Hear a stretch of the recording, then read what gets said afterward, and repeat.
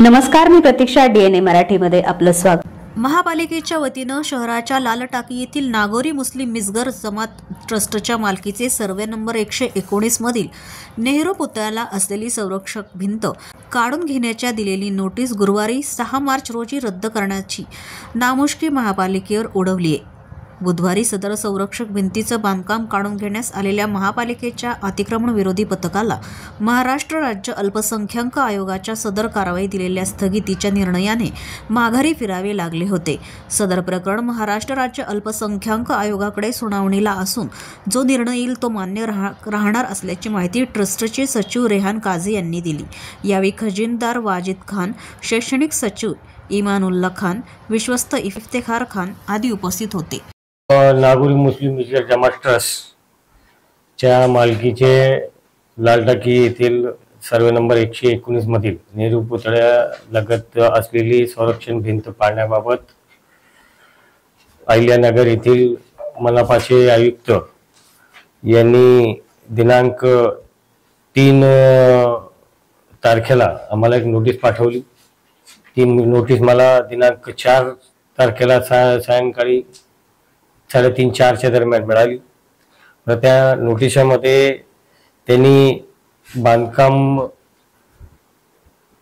संरक्षण भिंतीच्या बांधकामाची मोजमाप टाकली आणि ही जी संरक्षण भिंत तुम्ही बांधली ही बेकायदेशीर आहे, हे अधिकृत आहे, ती तात्काळ 24 तासाच्या आत ती काढून घ्यावी. माननीय आयुक्त यांनी एवढा मोठा मन करून 24 तासाची आम्हाला वेळ दिला. त्याबाबत मी तात्काळ आमच्या मुंबईचे महाराष्ट्र राज्य अल्पसंख्याक आयोगाचे अध्यक्ष माननीय श्री रिया खान साहेब व त्यांचे सहकारी एजाज खान साहेब व तिथले कर्मचारी यांना तात्काळ सदरची नोटीस मेल केली आणि त्यांना एक पत्र दिलं की मला साहेब ही अन्याय चाललाय, ह्या एक शासकीय यंत्रणेचा, शासकीय अधिकाऱ्याचा गैरवापर करून, त्या यंत्रणेचा गैरवापर करून आमच्यावर होणारा अन्याय आहे. या अन्यायाबाबत आम्हाला न्याय द्यावा अशी आम्ही त्यांना विनंती केली आणि या संपूर्ण प्रकरणाची आपल्याकडून सखोल चौकशी करून सुनावणी घ्यावी आणि सुनावणीच्या अंतिम निर्णय घ्यावा आणि जो काही निर्णय असेल तो आम्हाला मान्य असेल. कारण सदरची जागा जी आहे ही आमची स्वमालकीची आहे. त्याच्यावर असलेली संरक्षण भिंत हे गेल्या 40 वर्षापासून तिथं बांधलेली होती आहे. त्याच्यात काही समाजकंटक लोकांनी ती सदरची भिंत काही वेगळ्या उद्देशाने तिथं गांजा विक्री करता यावा किंवा अवैध धंदे चालू करता यावे या कारणास्तव ती भिंत तोडली. ती भिंत तोडल्यानंतर आणि आम्ही या सर्व प्रकरणाची पोलीस तक्रार तोफखाना पोलीस स्टेशन मध्ये दाखल केली. तिथं असलेले PI साहेबांनी आम्हाला सांगितलं की जेवढं पाडलेलं आहे तुम्ही ते तात्काळ आपल्या स्तरावरती दुरुस्त करून घ्या, कारण ज्याची मालकीची जागा आहे त्याचे संरक्षण करण्याची फंडामेंटल राईट त्यांना आहे. हेच आम्ही DYSPना भेटलो, त्यांनाही सांगितलं. DYSP साहेबांना अमोल भारती साहेब होते, त्यांनी सगळं संपूर्ण प्रकरणाची चौकशी केलेली होती आणि त्यांनी पण आम्हाला बांधत सांगितलं. आम्ही त्यानुसार त्याची काय दुरुस्ती होती थोडीफार ती दुरुस्त करून घेतली.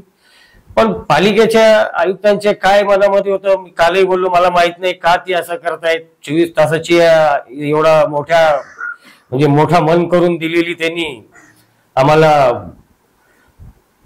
जे टाइम लिमिट आहे, म्हणजे एवढ्या कमी वेळात तर मी तर पाहिली नाही अशी नोटीस आणि त्याची तरतूद आहे का, त्याची प्रोव्हिजन्स नाही आहेत तसे किती वेळ द्यायचे.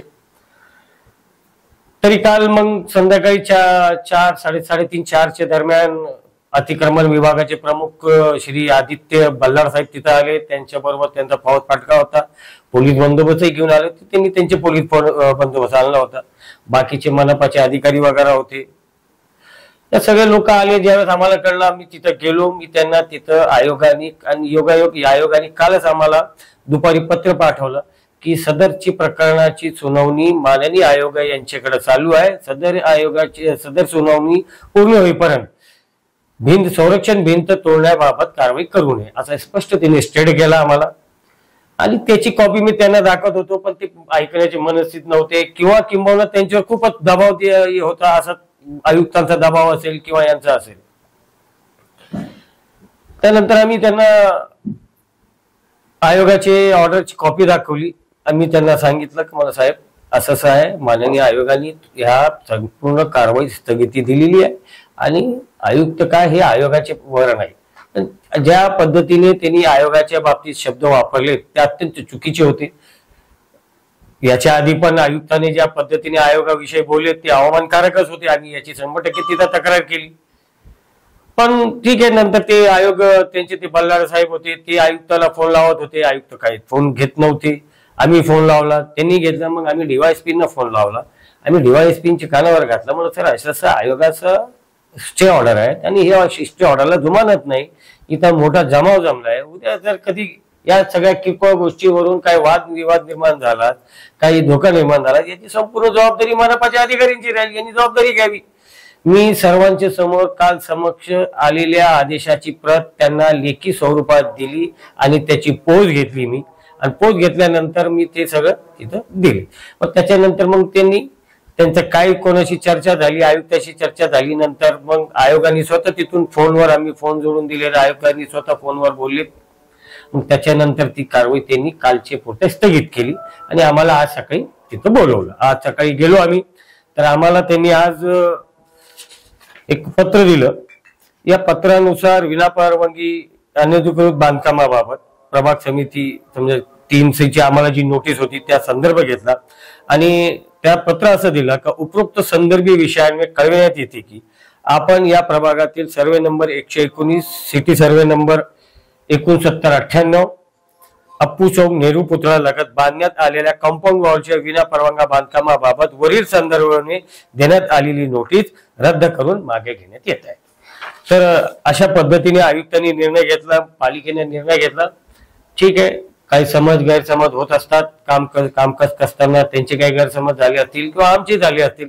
पण पालिकेने आता जे निर्णय घेतला आणि आमच्या एक आयोगाच्या ऑर्डरला सन्मान देऊन आणि त्या सत्य परिस्थिती जाणून घेऊन ज्यावेळी त्यांच्या लक्षात आलं की ही भिंत काही नवीन बांधलेली नाही, ही भिंत जुनीच आहे, अशा पद्धतीने आणि केलेली जे नोटीस दिली त्यांनी ती रद्द केली. त्याबद्दल मी आयुक्तांचा, महानगरपालिकेचा किंवा त्या यंत्रणेचा खरंच आभारी आहे.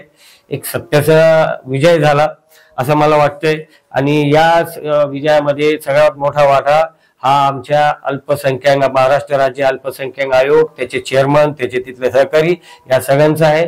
मी आमच्या नागोरी मुस्लिम मिसगर जमात ट्रस्टच्या सर्व सभासद, आमचे सर्व जमातचे लोक यांच्या वतीने माननीय अध्यक्ष माननीय श्री प्यारे जिया खान साहेब व त्यांचे सहकारी एजाज खान साहेब या सगळ्यांचा मनपूर्वक आभार व्यक्त. प्रतिनिधी मुंतजीर शेख, DNA मराठी, अहिल्यानगर.